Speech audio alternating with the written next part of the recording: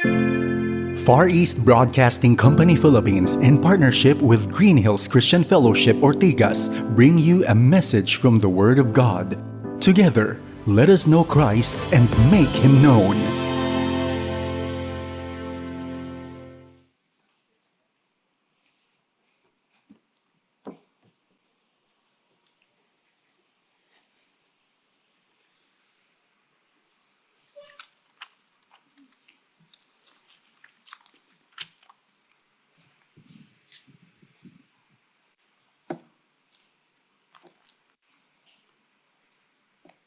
Tayo po ngayon ay babasa ng ating banal na kasulatan.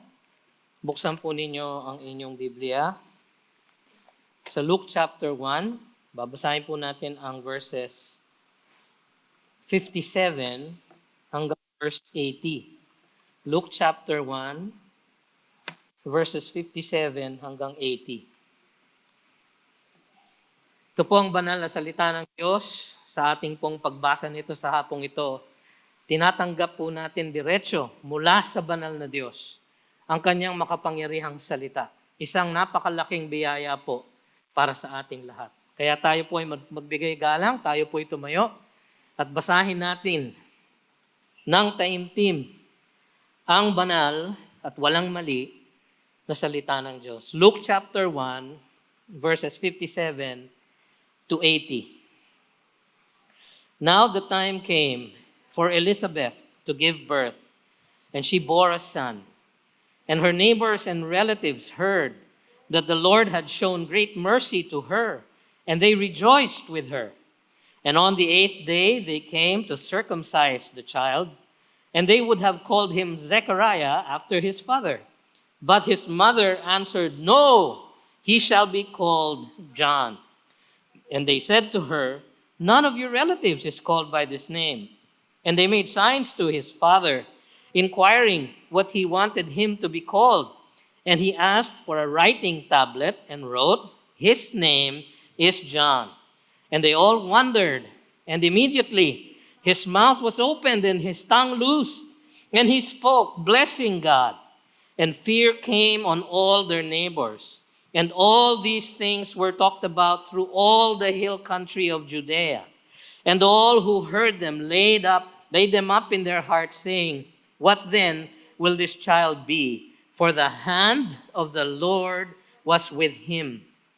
And his father Zechariah was filled with the Holy Spirit and prophesied, saying, "Blessed be the Lord God of Israel, for he has visited and redeemed his people, and has raised up a horn of salvation for us in the house of his servant David, as he spoke by the mouth of his holy prophets of old, that we should be saved from our enemies and from the hand of all who hate us, to show the mercy promised to our fathers, and to remember his holy covenant, the oath that he swore to our father Abraham, to grant us that we, being delivered from the hand of our enemies, might serve him without fear, in holiness and righteousness before him all our days. And you, child, will be called the prophet of the Most High, for you will go before the Lord to prepare his ways, to give knowledge of salvation to his people, in the forgiveness of their sins, because of the tender mercy of our God, whereby the sunrise shall visit us from on high, to give light to those who sit in darkness and in the shadow of death, to guide our feet into the way of peace. And the child grew and became strong in spirit, and he was in the wilderness until the day of his public appearance to Israel. Pagpalain nawa ng Diyos ang kanyang banal na salita. Kayo po ay maaari na pong umupo.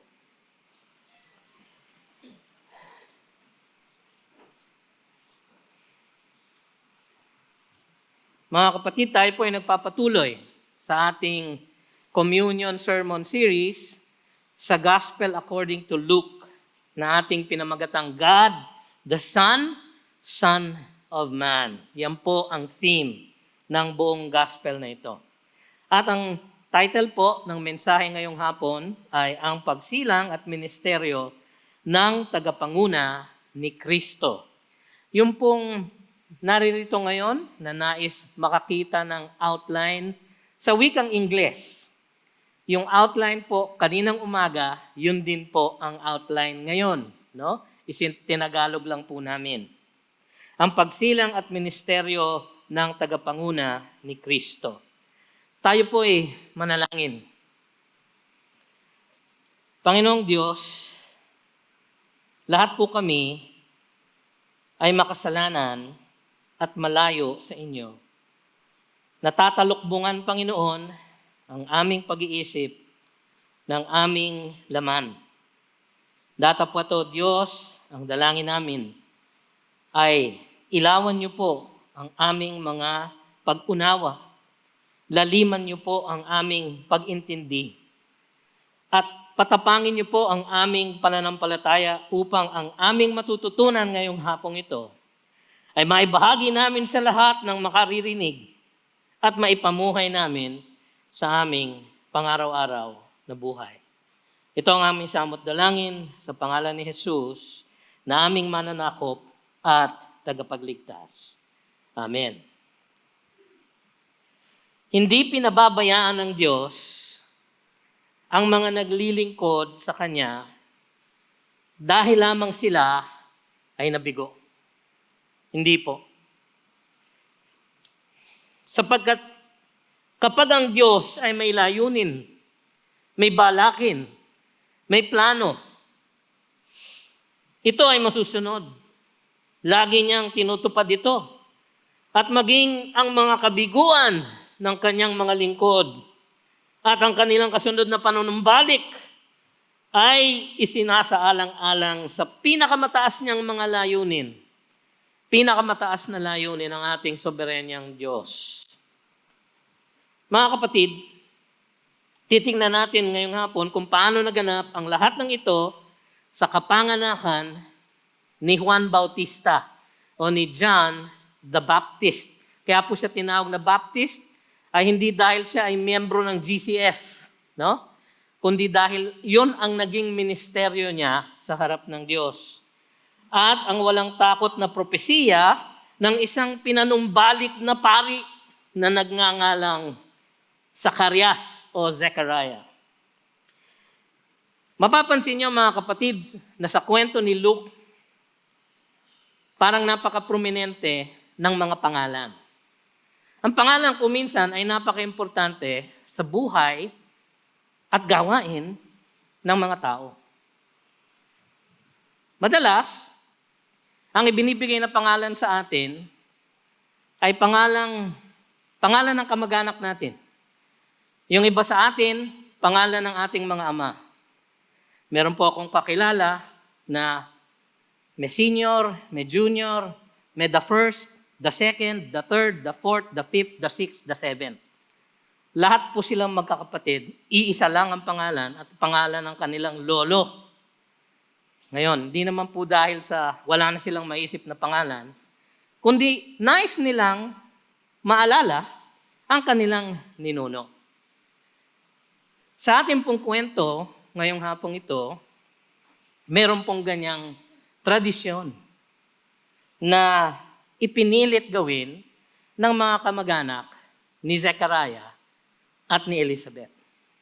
Ang pangalan po kasi kuminsan kakaiba. Halimbawa po, ako po, hindi ko po kapangalan ang aking ama. Ang pangalan po ng aking ama, ang nasirang Pastor Bienvenido Jose Santos Sebastian. No? Siya po ay taga Malolos, Bulacan. Ang pangalan ko po ay Bak Johan Marquez Sebastian. Malayo po. Pambihira po. Nakakatawa nga kung minsan. Saan kayo nakakita ng Pilipino na lahing kayumanggi na ang pangalan ay German? Ang pinagkunan po ng tatay ko ng aking pangalan ay isang tanyag na komposidor at organista na si Johann Sebastian Bach. Isa pong 18th century na German composer na ipinanganak sa Leipzig, Germany. Siya po ang tinuturing na ama ng classical music. Hindi ko po alam kung bakit doon po ako pinangalan ng aking ama. Sapagkat nung ako'y nag-a-apply sa UP College of Music, sabi niya, hindi ka pwedeng mag-apply dyan. Sabi ko, yung pangalan ko, Bach Johann Sebastian. Mantakin mo, napakadali kong sigurong sisikat kung ako ay graduate ng College of Music. No?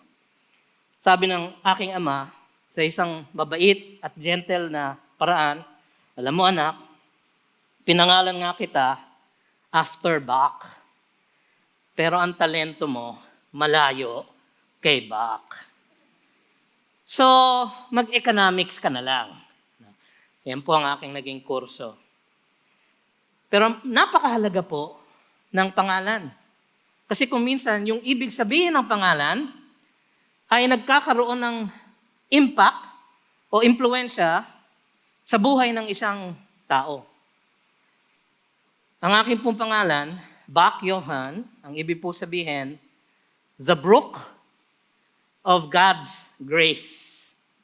Daluyan ng grasya ng Diyos. Yun po ang ibig sabihin ng aking pangalan. Nung papangalanan po namin ang aming anak, yung aming panganay, favorite king ko po si Josiah. Kaya siya ay si Josiah Bien, nickname po ng aking ama. Yung aming pangalawa, dahil siya po ay medyo miraculous na naging anak namin, ang kanyang pangalan ay John. Pareho ng ating subject ngayong hapon. John Benjamin, the grace of God, a son of my own strength. No?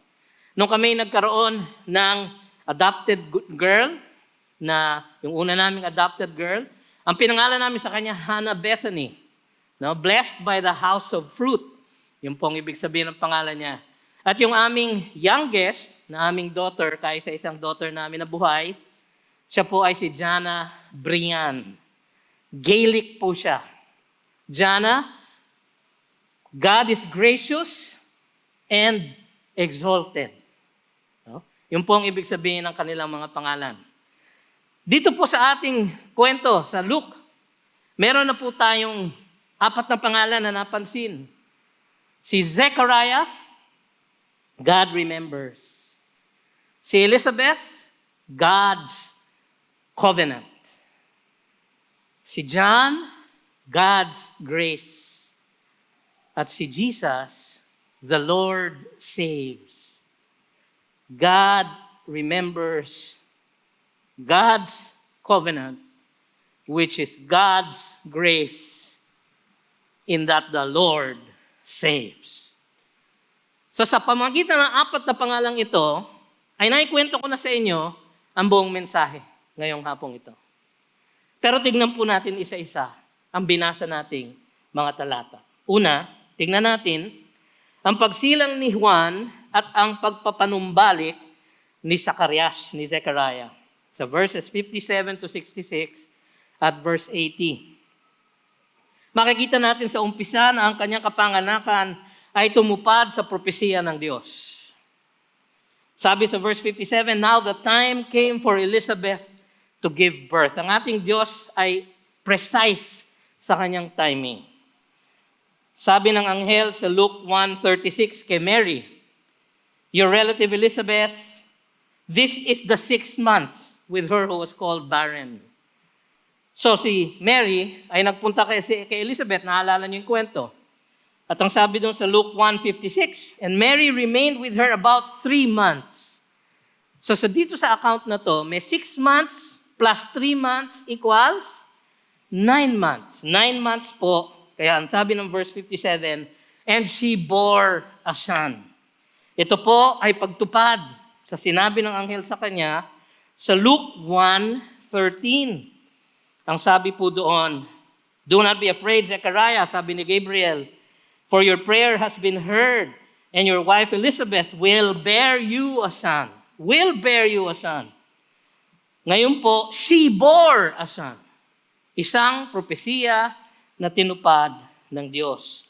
Ang sabi sa verse 58, dahil po sa kanyang kapanganakan ng isang anak na lalaki, and her neighbors and relatives heard that the Lord had shown great mercy to her, and they rejoiced with her. Masaya ang mga kaibigan at kamag-anak ni Elizabeth dahil po, una sa lahat, the Lord has shown mercy to her. Sa paanong paraan? Una, dahil siya ay nanganak in her old age. Isang imposible, isang mirakulong kapanganakan. A birth in her old age. Dahil po doon, mercy po ni God yon sa kanya. Pangalawa, because she gave birth to a son. Isang batang lalaki. Alam nyo, doon sa panahon na yon, sa kulturang yon, sila po ay agrarian. No? Farming po. Pagtatanim, pagfa-farm. Ang kanilang ekonomiya. Datapwat, ang kalakasan ng isang lalaking anak ay talaga naman pinahahalagahan nila. Kaya ang isang custom po ito noon pagka mga anak niya ang isang babae, lahat ng musiko ng buong bayan ay magbabantay sa kanyang bahay. At kapag lumabas na ang balita na ipinanganak niya ang isang batang lalaki, tutugtog na ang lahat ng musikero sa kanilang komunidad. Ngunit, kung ang balita ay ang ipinanganak ay isang batang babae, uuwi na lahat ang mga musikero. Ganun po ang custom nila. Kaya napakalaki pong mercy mula sa Diyos. Hindi lang nananganak si Elizabeth sa kanyang katandaan at sa kanyang kabaugan, kundi siya ay nanganak ng isang batang lalaki. At dahil ang kanyang kapanganakan, dahil sa kanyang kapanganakan, nawala ang reproach sa kanya. Di ba sabi sa Luke 1:25, ating natutunan, sabi ni Elizabeth, dahil sa kanyang pagbubuntis, thus the Lord has done for me in the days when He looked on me to take away my reproach among people. Inalis ng Diyos ang kahihiyan ng kabaugan na talagang talamak sa kulturang iyon. Dahil sa kanyang mercy, ang lahat ay nag-rejoice. So, ang ginawa nila ay papangalanan ngayon nila yung batang lalaki. Yung pagpapangalan sa kanya naman, so yung kapanganak niya, natupad ang propesya ng Diyos. Yung pagpapangalan sa kanya, diniklara ang grasya ng Diyos. Verse 59, and on the 8th day, they came to circumcise the child. Yung circumcision po ay isang sign ng pangako ng Diyos sa Israel. Pangako niya na sila ay kanyang ililigtas, na sa pamamagitan nila, magkakaroon ng isang Mesyas, isang offspring si Abraham, na siyang magiging daluyan ng pala sa buong mundo. Kaya sa Genesis 17:12, pagkatapos niyang i-recite muli kay Abraham yung kanyang covenant, yung kanyang pangako, na out of your loins, magkakaroon ng isa na magpapala ng buong mundo. Si Kristo Jesus po yun. Ang sabi sa Genesis 17:12, he who is 8 days old among you shall be circumcised. Yung po ang naging sign. Ang circumcision po ay isang sign na nagpapaalala sa Israel na kahit na sila ay makasalanan at sa pamamagitan ng ilang pag-aanak, paglipat mula sa isang salin lahi, no? Hanggang sa susunod. Doon po inilagay yung sign na sila ay nakabukod sa Diyos at sila ay may pangako sa Kanya. Kaya po sa Leviticus 12:1-3, o verse 3, ang sabi noon, on the 8th day, the flesh of his foreskin shall be circumcised. Naging parte na ng batas. At lahat ng tapat na Hudyo, sabi nga ni Pablo sa Philippians 3:5, siya din mismo, bilang isang tapat na Hudyo, circumcised on the 8th day. Bakit po 8th day? Sapagkat sabi ng mga medical experts, sa day 8 po, doon po nag-uumpisa mag-clot ang dugo ng isang bata. Datapat kung siya ay gagawa ng circumcision on the 7th day, magdudugo po siya. Ngunit on the 8th day, siya ay magka-clot na at maghihilom ang kanyang sugat. Pati yun inisip ng Panginoon.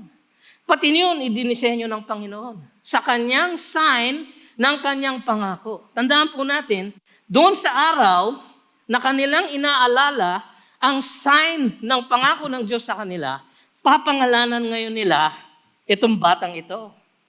Kaya ang sabi ng ating teksto sa verse 59, and they, sino yung they? Kanyang pamilya, no?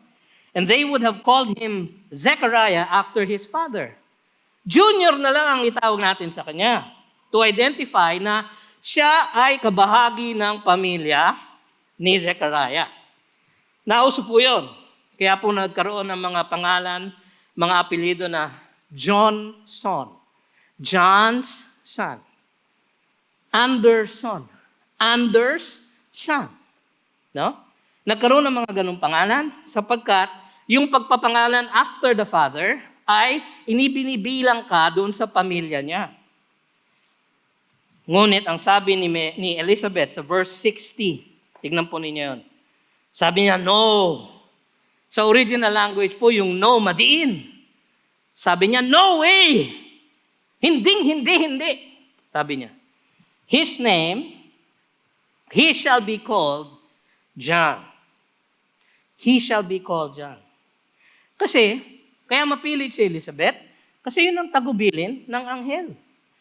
Your wife Elizabeth will bear you a son, and you shall call his name John.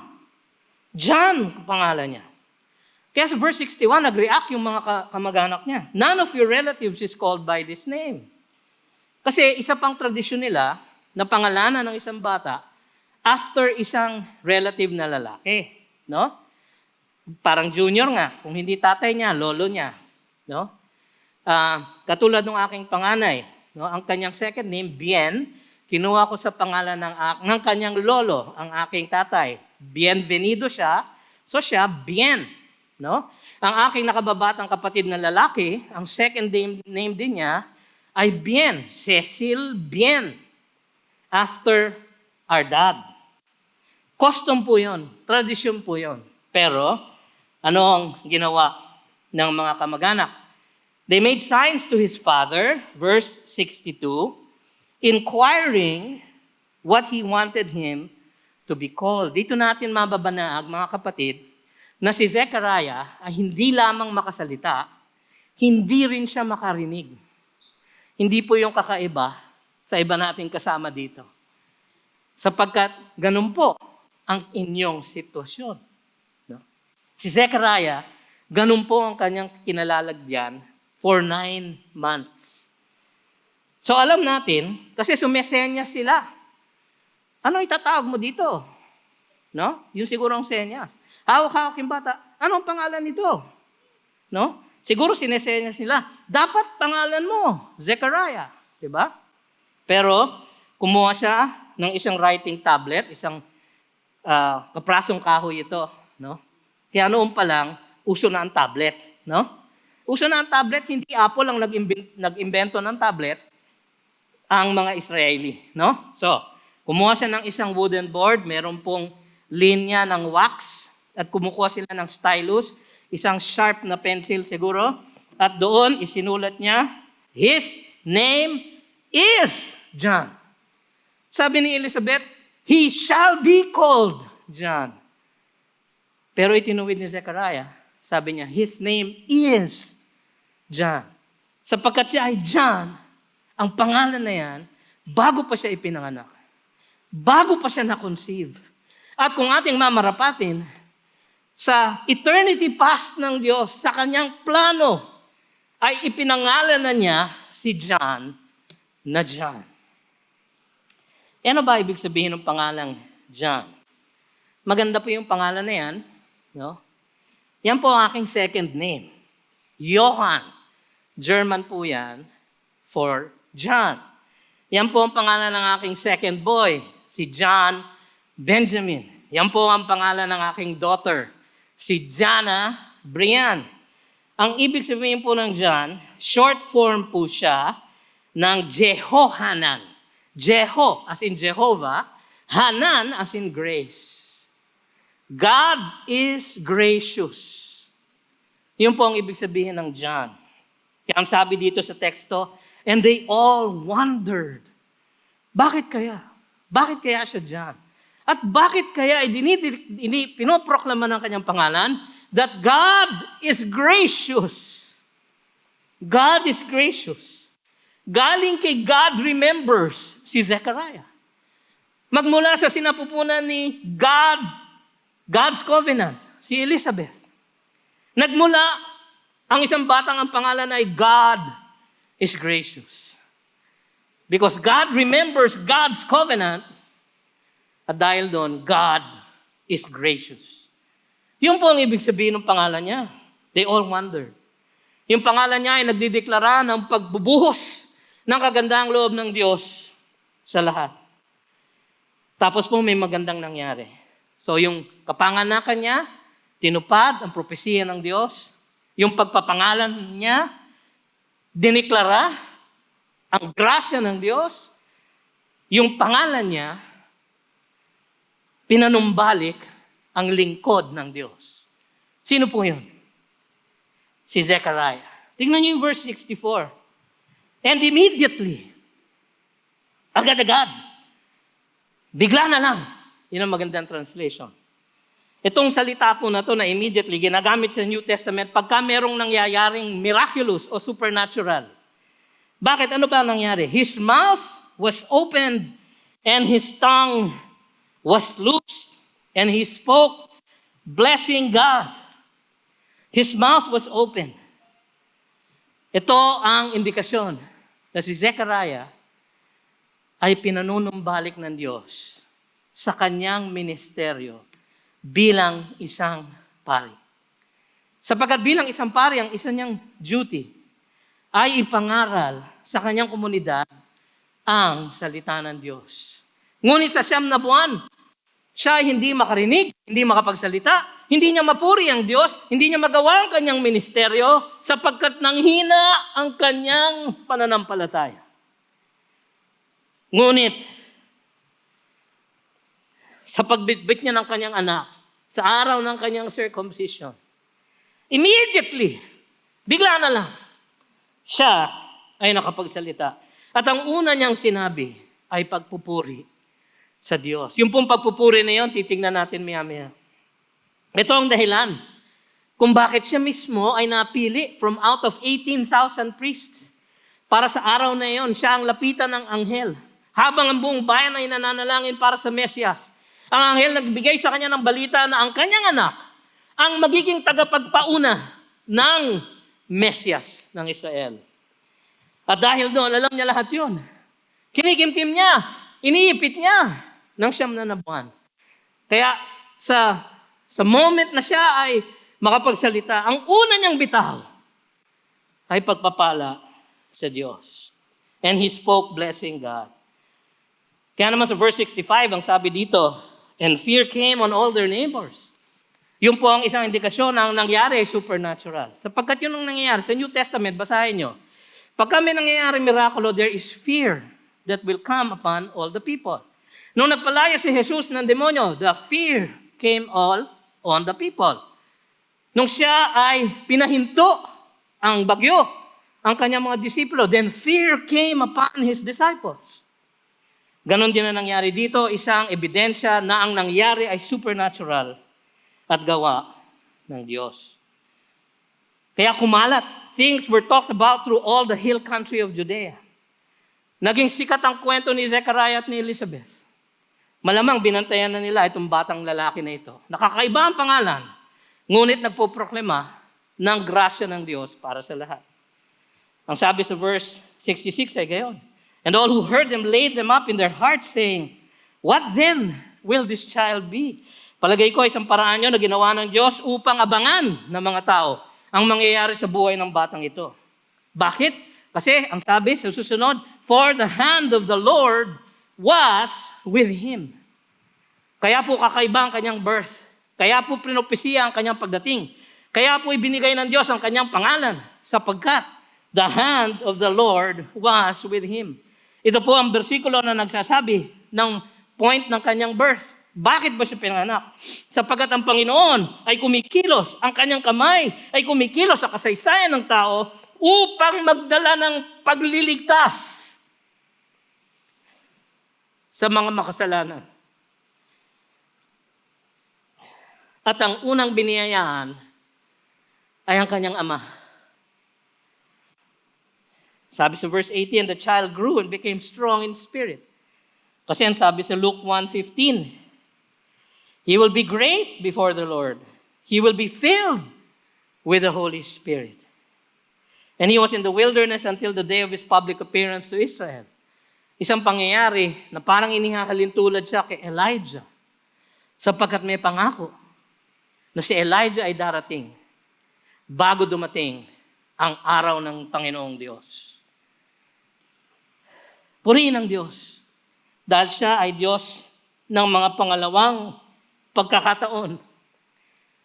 Siya ang nagbibigay ng pangalawang pagkakataon. Ang pagpasok ni Juan ay isang balita na merong pangalawang pagkakataon sa Diyos. Para sa mga nanghina sa pananampalataya, tulad ni Zacarias, alalahanin natin ang mga pagpapala ng kanyang pagpapanumbalik. Ang walang anak ay naging isang ama. Alam ko pong feeling nito. Kami na walang anak, nagkaroon ng isang anak. Ganon din po ang pakiwari, ang pakiramdam ni Zechariah. Ang isang walang anak, pinagpala at naging ama. At ang walang pananampalataya na pari ay naging isang walang takot na propeta. Marami po sa atin ang nanghihina sa ating pananampalataya, natatalisod sa ating paglakad. Mga kapatid, isa na po ako roon. Ngunit ako'y pinanumbalik ng ating Diyos. At ibinalik niya ang aking abilidad na ipangaral ang kanyang salita. So ang aking pagkahulog at ang aking panunumbalik ay nilagay niya sa plano. Gayon din ang nangyari sa buhay ni Zechariah. Isang tapat na pari, ngunit nang hina ng minsan, pinarusahan ng 9 na buwan. Ngunit nung siya ay pinasalita, ang una niyang binigkas ay ang pagpapala sa Diyos Amang makapangyarihan sa lahat. Purihin ang Diyos. Makikita natin ngayon ang propesiya ni Zacarias at ang pagdakila kay Kristo. Mula sa verse 67 hanggang sa verse 79. Ang himno na pagpupuri na ito ay tinatawag na Benedictus. Yan po yung Latin word ng salitang blessed. At ito ay tungkol sa isang dakilang katotohanan. Sa wakas ay binisita na ng Diyos ang kanyang mga hinirang. Ito ay isang awit ng pagdadakila at pagpapasalamat sa Diyos na puno ng malalim na teolohiya at praktikal na mga katotohanan. Kaya mga kapatid, dadaanan lamang natin ito sa hapong ito. Ngunit napakaganda nitong awit na ito. Ang una natin makikita, ang Diyos ay dinakila sa mga pahayag ni Zacarias. So from verse 67 hanggang 75, yun po ang first stanza ng kanyang awit. At yun ang sinasabi, ang Diyos ay dakila sa kanyang pahayag. Ang sabi dito sa verse 67, and his father Zechariah was filled with the Holy Spirit and prophesied, saying, he was filled with the Holy Spirit. Siguro nung sinulat niya, his name is John. Sa salitang Griego, John, may emphasis po sa pangalan. John is his name. God is gracious is his name. Nung sinabi niya yung God is gracious, ang grace po ng Panginoon ay dumaloy sa kanya. At siya ay pinanumbalik. Siya ay binigyan ng second chance ng ating Diyos. Kaya naman, siya ay napuspos ng Espiritu Santo. Ganyan din yung kanyang anak. Napuspos ng Espiritu Santo sa loob ng sinapupunan ni Elizabeth. At siya ay lumundag sa paglapit ni Maria, na kung saan sa kanyang sinapupunan ay naroon si Jesus. Gayon din si Elizabeth, di ba? Sa verse 42, napuspos ng Espiritu Santo upang magsalita ng revelasyon tungkol sa pagpupuri kay Jesus. Sabi niya sa verse 42, blessed are you among women, Mary, dahil ikaw ay biniyayaan ng Diyos, and blessed Purihin nawa is the fruit of your womb, sapagkat siya ay anak ng Diyos. Ang pagpupuspos ng Espiritu Santo ang siyang nagpasalita kay Zacarias. Datapwat ang lumabas sa kanyang bibig ay katotohanan mula sa Diyos. Sapagkat hindi niya kayang sabihin ito. Hindi niya masasabi ito. Hindi niya makikita ang katotohanan ng sinabi niya rito. Isang propesiya tungkol sa Mesiyas na hindi pa nangyayari. Ngunit sa kanyang mga salita ay parang nangyari na. So ang una niyang bitaw, mga kapatid, blessed be the God, blessed be the Lord God of Israel. Napaawit po siya. Para niyang sinabi, blessed be the name of the Lord. He is worthy to be praised and adored. So we lift up holy hands in one accord. Sing, blessed be the name, blessed be the name, blessed be the name of the Lord. Hindi ko po alam kung yun yung inawit niya. Pero yun ang lyrics. Parang ito yung Magnificat ni Mary. Diba? O magnify the Lord, sabi ni Mary. Purihin ang Diyos. Ang kanyang Magnificat ay ipinakita isang pagpupuri ng Diyos dahil sa kanyang wangis, dahil sa kanyang mga katangian. It's a praise for God for who He is. Itong Benedictus is a praise for God for what He has done. So yung Magnificat, isang pagpupuri ng Diyos kung sino siya. Itong Benedictus, isang pagpupuri ng Diyos kung ano ang dahil sa kanyang ginawa. Tingnan natin isa-isa. Ang rason para sa kanyang pagpupuri ay malinaw. Sabi, for He has visited and redeemed His people. Yung pong salitang visited, ang ibig po sabihin, to look upon in order to help or benefit. Tignan, dalawin, upang tulungan. Yun po ang ibig sabihin ng visited. At kailangan nga ng tulong ng Diyos ang sangkatauhan noon. 400 years ng tahimik ang langit. Walang revelasyon mula sa Diyos. Yung mga pangako sa Israel, yung mga pangakong kaligtasan, nakabitin lahat. At sa kadiliman, sila ay naghihintay. 400 years. Bigla na lang, si Zechariah, ang unang sumigaw. He has visited. Past tense. Wala pa si Jesus. Mapapansin nyo dun sa first stanza, puro past tense ang kanyang ginamit na verb. He has visited and redeemed. Yung ibig sabihin po ng redeemed, ransoming. Ni-ransom niya. Binayaran niya ang utang. Tinubos niya sa sanlaan ang mga makasalanan. Puro past tense po ito sapagkat ang prophecy ay totoo. Kaya pag binibitawan ng mga propeta, kung minsan past tense na sapagkat tiyak na mangyayari. At tiyak nga ang pagdating ni Jesus sa pagdating ng kanyang anak na si Jesus. Sabi sa Hebrews 1, verse 2, in these last days, He has spoken to us by His Son, whom He appointed the heir of all things, through whom also He created the world. He is the radiance of the glory of God and the exact imprint of His nature. Siya ang revelasyon ng Diyos. Sa Colossians 1:15, ang sabi, He is the image of the invisible God, the firstborn of all creation. So verse 19, ang sabi doon, for in Him all the fullness of God was pleased to dwell. Si Jesus ang ebidensya ng pagbisita ng Diyos upang tayo'y itubos. At ang pagtubos na yan ay kanyang nagawa sa krus. Ephesians 1:7. In Him, kay Kristo Jesus, we have redemption. Pagtubos through His blood. Dahil siya ay namatay sa krus para sa ating kapatawaran. The forgiveness of our trespasses according to the riches of His grace. Pangalan ni John.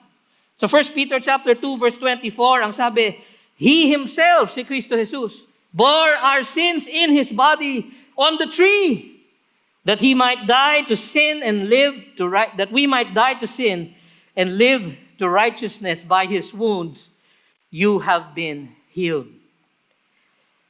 Kaya sabi sa verse 69, and has raised up, so he visited to redeem his people and has raised up a horn of salvation for us in the house of his servant David. Malinaw dito na ang kanyang tinutukoy ang hindi sa yung kanyang anak na si John.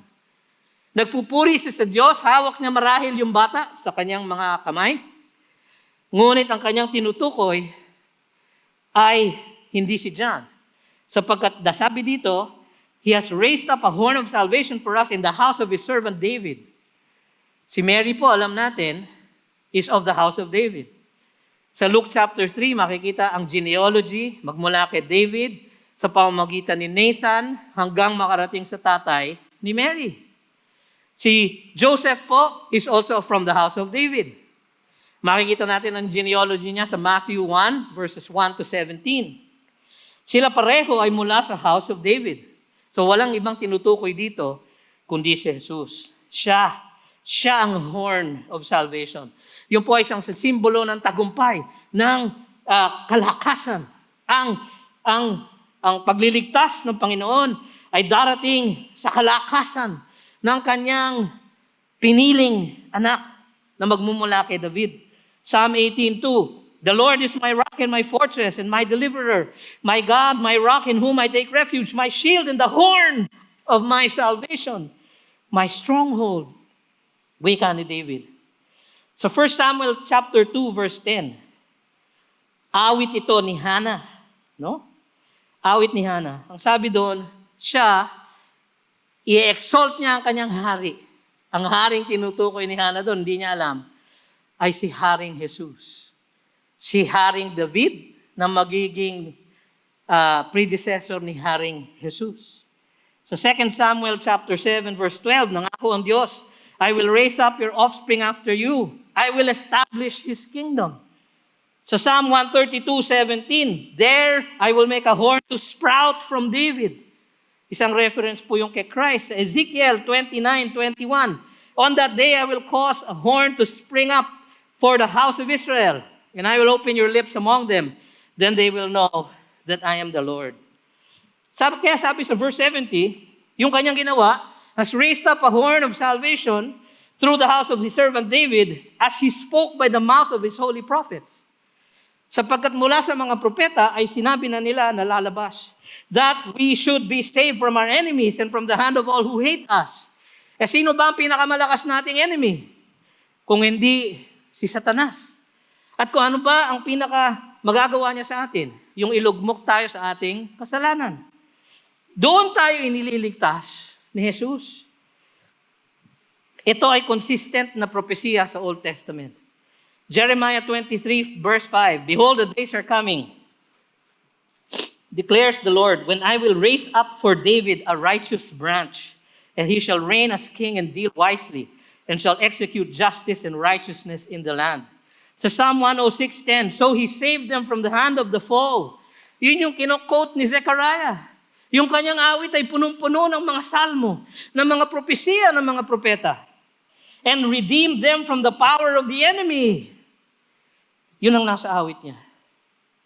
Mga kapatid, ang sabi dito sa verse 72, to show the mercy promised to our fathers and to remember His holy covenant. Kailan nila ginagawa nito? Noong sinicircumcise nila si John. Ano ang inaalala pagka may circumcision? Ang pangako ng Diyos sa Israel. Kanino ibinigay ang pangako? Kay Abraham. Genesis 17. Kaya dito, makikita na kinukumpirma ng Diyos ang kanyang pangako. Sa okasyon ng circumcision ni John, ang papapangalan sa kanya, ang kanyang ipinangalan, God is gracious. Kino-confirm ko ang aking pangako sa inyo. Kaya lang binigay yung pangako na yun. Genesis 22:17-18. Ang sabi kay Abraham, I will surely bless you, and I will surely multiply your offspring as the stars of heaven, and as the sand that is on the seashore, and your offspring shall possess the gate of his enemies. And in your offspring shall all the nations of the earth be blessed because you have obeyed my voice. Sino ba ang offspring ni Abraham? Matthew 1:1. The book of the genealogy of Jesus Christ, the son of David, the son of Abraham. Si Jesus yun. Paano natin nalaman na si Jesus yun? Galatians 3:16. Now promises were made to Abraham and to his offspring, sulat ni Pablo. It does not say, and to offsprings, plural, referring to many, but referring to one. And to your offspring, sabi niya, who is Christ. So, itong darating na takapagligtas, na hindi pa ipinapanganak, yung bibisita at tutubos sa kanyang mga hinirang ay si Jesus. Makikita natin dito na ang pagliligtas ng Diyos ay ganap. Iniligtas ng Diyos ang kanyang bayan mula sa kanilang mga kaaway, that we being delivered from the hand of our enemies, sabi dito. At ang ating greatest enemy ay kasalanan. Iniligtas ng Diyos ang kanyang mga hinirang upang tuparin ang pinakamataas na pagtawag sa sansinukob, ang paglilingkod sa Kanya nang walang takot.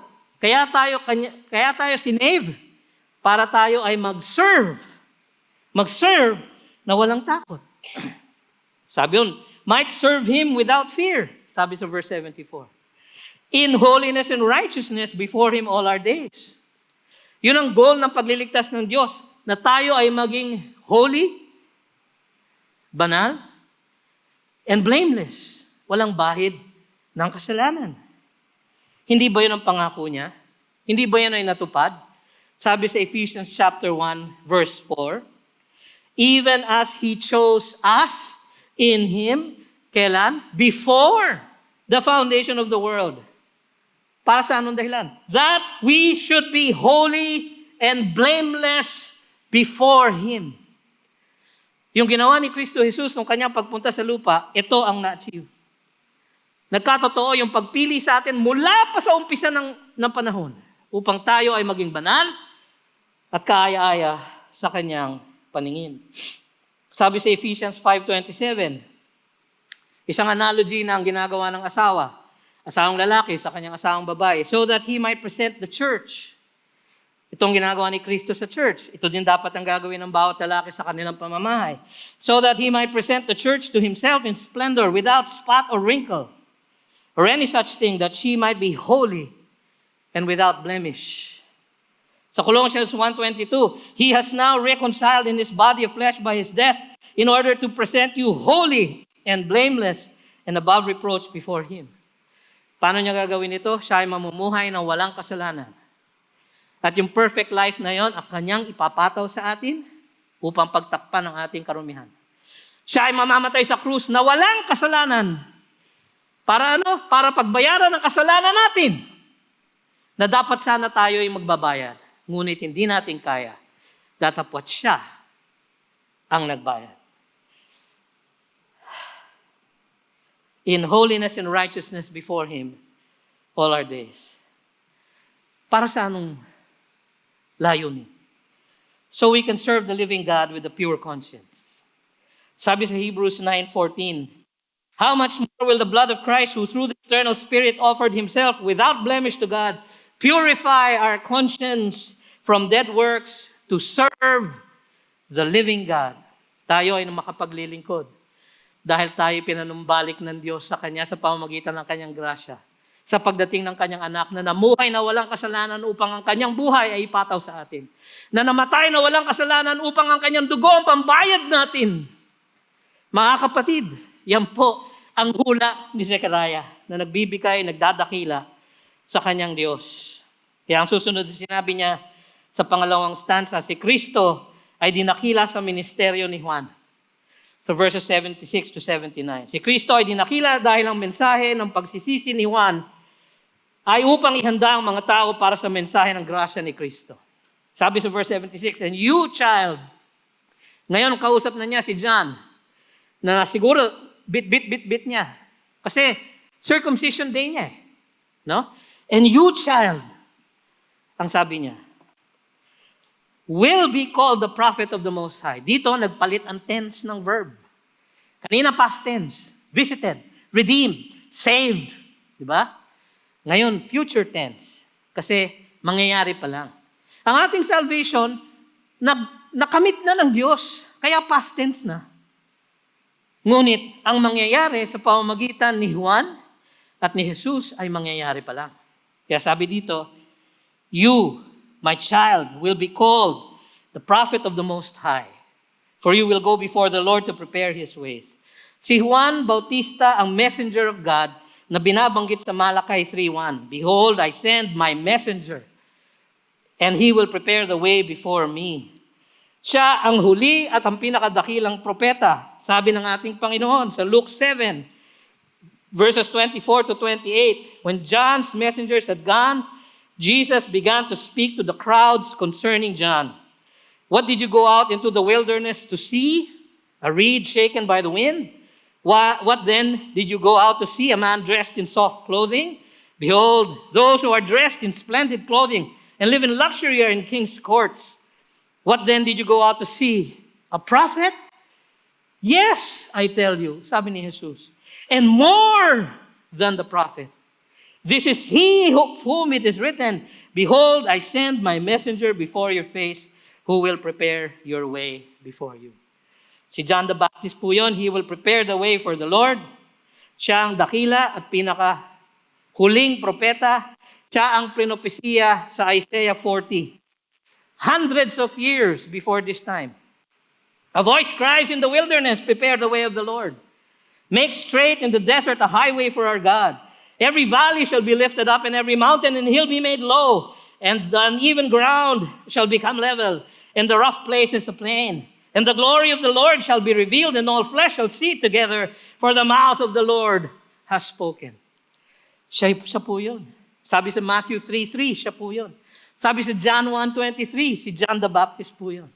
Ano ang ganyang gagawin? Ano ang mensahe ng propetang ito? Sabi sa verse 77, to give knowledge of salvation to His people and the forgiveness of their sins. Bigyan ng kaalaman ng mga tao tungkol sa kaligtasan ng Diyos. Paano ba maligtas sa Diyos? Ano ba ang mensahe ni Juan? Sabi sa Matthew 3, ang kanyang mensahe, verse 2, repent, for the kingdom of heaven is at hand. Yun po ang mensahe niya. Sabi sa Matthew 4, ang mensahe ni Kristo nung siya po ay lumabas, repent, for the kingdom of God is at hand. Hindi po nila sinabi na God loves you and has a wonderful plan for your life. Ang sabi nila, repent. Sapagkat tayo makasalanan, kailangan natin tumalikod sa ating pagkawala ng pananampalataya.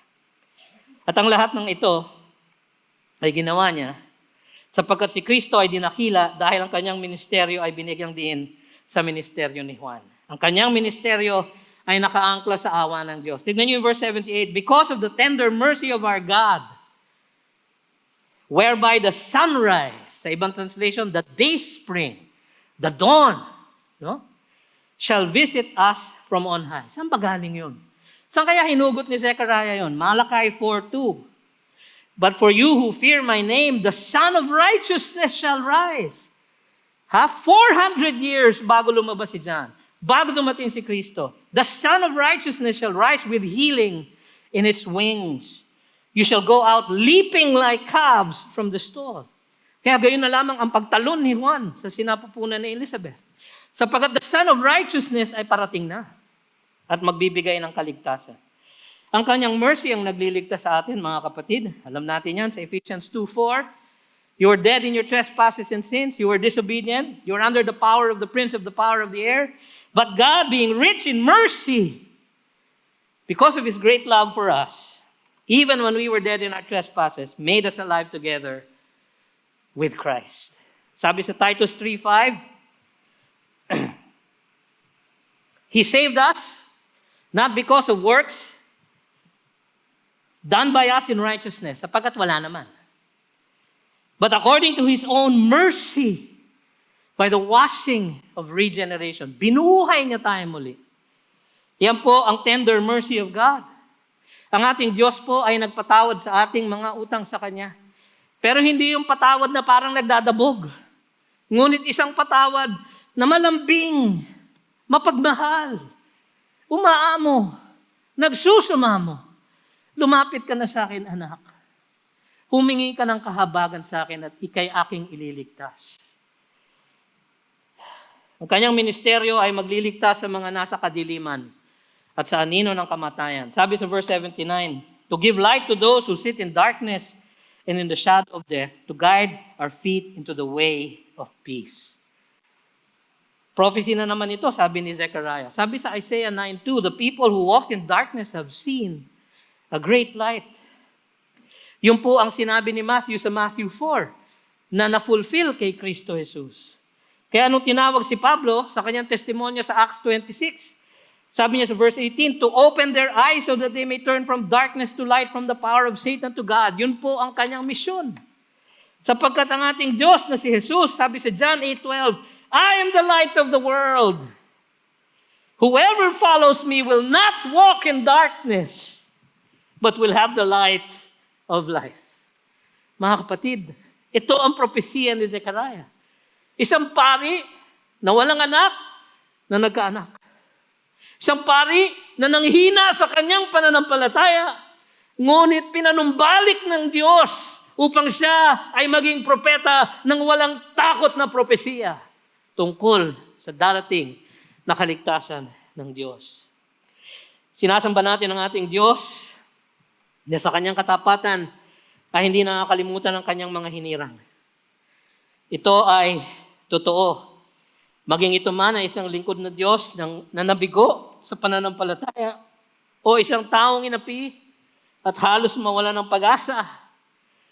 Palaging ipinapaalala sa atin ng Pasko na dahil hindi natin maabot ang Diyos, gumawa siya ng paraan upang maabot tayo sa pamamagitan ni Hesukristo upang bigyan tayo ng kaligtasan at pag-asa. Purihin ang Diyos. Blessed be the Lord God of Israel. Blessed be the name of the Lord para sa regalo ng kanyang anak. Tayo manalangin. Panginoon, marami pong salamat sa inyong mensahe sa amin ngayong hapong ito. Nawa, ito ay tumimo sa aming mga puso't isipan. Nawa aming maalala, O Diyos, na Ikaw ang Panginoon ng pangalawang pagkakataon. Na kung kami man ay madapa at matalisod, kayo ang magbabangon sa amin. At magbubuo ng aming pananalita upang aming maibahagi ang inyong kaligtasan sa lahat ng makaririnig, sa lahat ng iyong mga hinirang. O Diyos, mapurihan nawa ang iyong pangalan. Sa pangalan ni Jesus, Amen.